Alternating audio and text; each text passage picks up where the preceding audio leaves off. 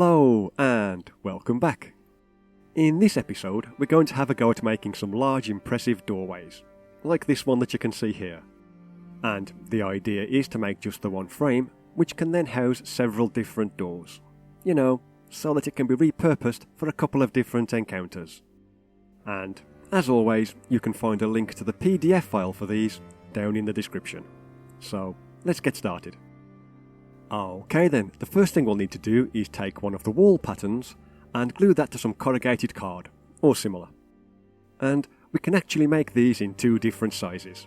So if you want it to be 6 inches long, you can cut the whole thing out, or if you want it to be 4 inches long, you can trim it along these lines here. So in this example, I'm going to make the smaller 4-inch version. And we will of course need to make 2 of those, one for each side. Next, we can glue the little spacer piece to some more of the same card, and again, if you're making the 6-inch wall, you'll need the whole thing, but since I'm making the 4-inch version, we'll just need the smaller half. So here they are, already cut to size. Now, all we'll need to do is glue both of these to the back of one of the door frames, making sure that they're flush with the outside edges, so there you go. Then we can apply some more glue to the other side of these spacers, and then stick the second wall piece on top. And with any luck, that should result in a door frame that's not only textured on both sides, but also, as you can see, has a slot in the middle, which is where our door's going to go. Anyway, next we'll glue the base texture to some thin corrugated card, and once again you'll need all 6 squares for the 6-inch wall section, or, as you can see here, just the 4 squares for the 4-inch walls.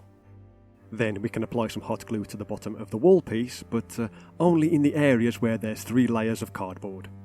And then glue that to the middle of the base. And there you go, this is the kind of thing that we're aiming for. Okay then, for this next part, we're going to be making some steps leading up to the door, similar to those that we made for the archways last year. So, what we'll need to do is find some card that, when it's stacked 3 high, it's roughly the same height as the walls on the floor tiles, if that makes sense. Then we can glue whatever floor pattern we like to that card and cut it to the sizes that you can see here. Again, I go into more detail with this in the archways episode.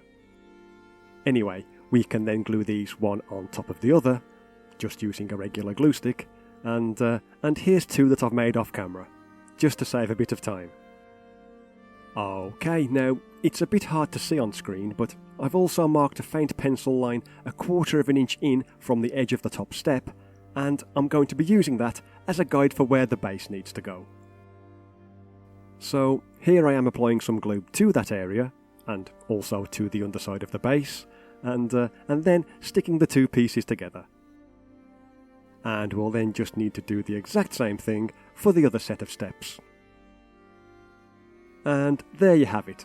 That's the door frame finished. And if I just quickly bring in a couple of floor tiles, you can see that the kind of groove on the underside of the base, that should fit over the top of the walls of the 2 adjoining rooms, so the whole thing should work perfectly with all of the existing tiles. Okay, so all that's left to make now are the doors. And for these, we'll take one of the door textures and glue that to some card that's ideally a bit thinner than the cardboard that we use to make the spacer pieces. And then we can just cut that to size with a sharp knife, which is what you can see me doing here. So, there you go. Then we can cut out the other side of the door exactly to size, apply plenty of glue to the back, and stick that to the other side of the cardboard. So, something like this. A piece with a door image on the front and the back. Then we can do a similar thing for the other 2 doors as well, and if everything has gone according to plan, we can slot one of the doors into place so that it ends up looking something like that. And if we need to represent a different kind of doorway, in another adventure perhaps, then it's just a matter of swapping out the door piece to give the whole thing a different look. So yeah, for comparison, there's a simple wooden door. But yeah, that's pretty much it for this episode. Obviously, with these new doorways we can now have both an open and a closed version on the table, and like I say, the whole thing just fits over the top of the existing walls, so we don't need to make a whole new tile system just to accommodate them. Anyway, as always, thanks for watching. I would be interested to know what you think of these, and also if you'd like me to make more of these kind of slot-in door variants in a future episode. But yeah, thanks again, and bye for now.